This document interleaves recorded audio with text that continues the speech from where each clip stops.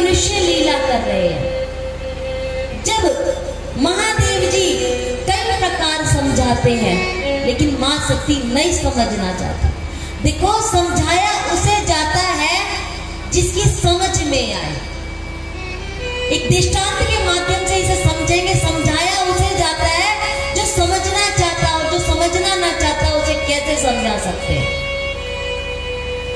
एक व्यक्ति के जीवन में दो कार्य थे। एक व्यक्ति था, उसके जीवन में दो कार्य थे, खाना और सोना।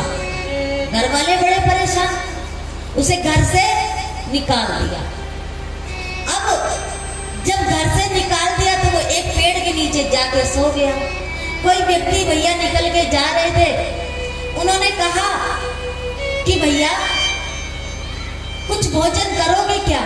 उसके दो ही काम थे, एक भोजन करना, एक सोना। उसने बोला सो तो हम रहे थे, चलो भोजन ही कर लेते। भोजन कर लिया, फिर सो गए।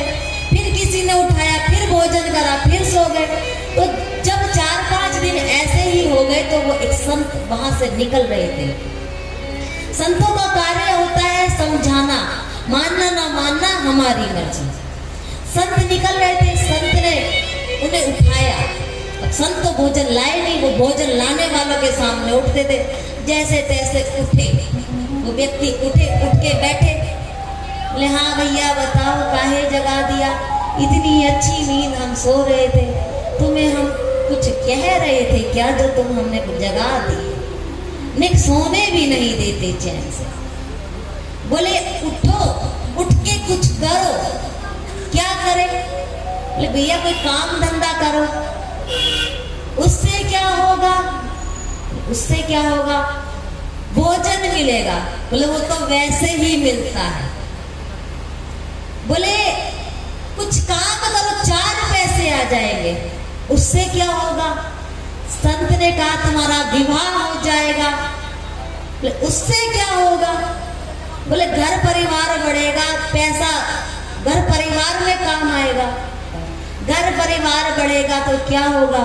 बोले पहले तुम बच्चों को पालोगे, फिर बच्चे बड़े हो जाएंगे, फिर वो तुम्हारी सेवा करेंगे। उससे क्या होगा? बोले जब बच्चे तुम्हारी सेवा करेंगे तो आराम से सोना।